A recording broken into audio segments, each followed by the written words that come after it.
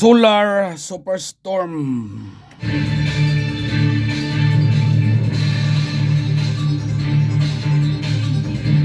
Ito ay sinasabing tumutukoy sa posibilidad ng matinding aktibidad ng araw kung saan ito ay magbubuga ng enerhiya at mga material na maaaring makaapekto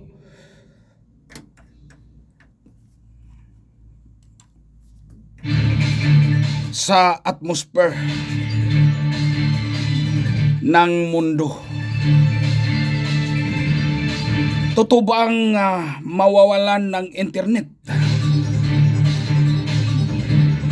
Ito lamang ay isa sa mga pinag-aralang posibilidad kapag nagkaroon ng matinding aktibidad ang araw sa hinaharap. Hindi pa tiyak kung ano talaga ang magiging epekto ng aktibidad sa internet.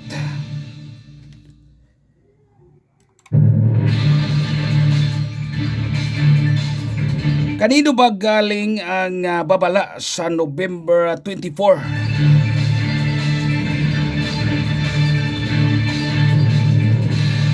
Hindi malinaw kung saan galing ang sinasabing solar superstorm sa November 24. Pero tiyak natin na hindi ito galing sa NASA o sa iba pang mga opisyal na ahensyang nagmumonitor ng kalawakan. Wala ring sapat na basihan sa ngayon ang balita na magkakaroon ng solar superstorm sa 2024. Mga kaibigan, magandang umaga sa inyong lahat. Lalong-lalo na mga kaibigan sa aking mga minamahal na mga subscribers sa Manoy Tomas TV. Sa mga mahal ko mga subscriber at mga followers sa Manoy Tomas page. Para sa lahat ng mga followers ko sa iba't ibang mga lugar. Kunin nyo mga kaibigan sa mahilig dyan mga kaibigan sa STL. Kunin ninyo ito mga kaibigan ang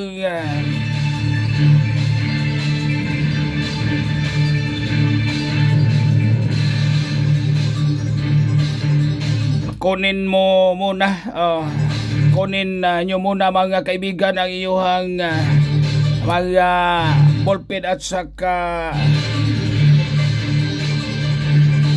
papel.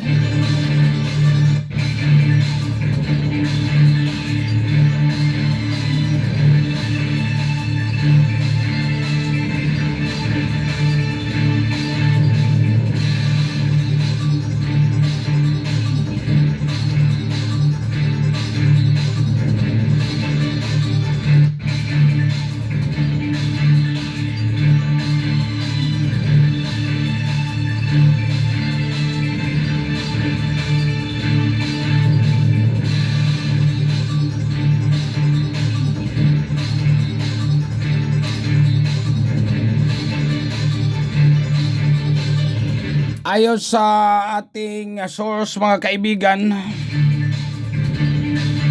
mula sa ating source doon sa ibang bansa,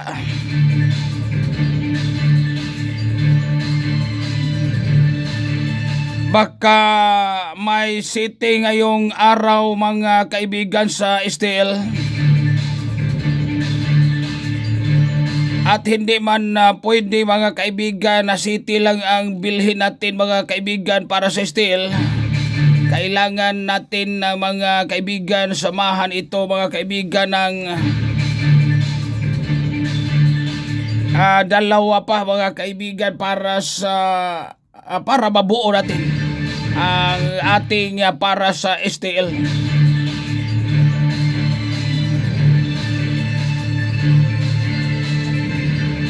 City 3-4 mga kaibigan para sa STL sa lahat ng mga subscriber na mahilig sa STL mga kaibigan, mahilig sa si Tomas lang at Ono City 170 mga kaibigan para sa lahat ng mga subscriber. Kung mayroon mang si Tomas lang dyan sa inyong mga lugar, ibig sabihin mga kaibigan, Pansit Canton, STL si Tomas lang. Maraming salamat mga kaibigan. Hanggang sa muli. Magandang umaga.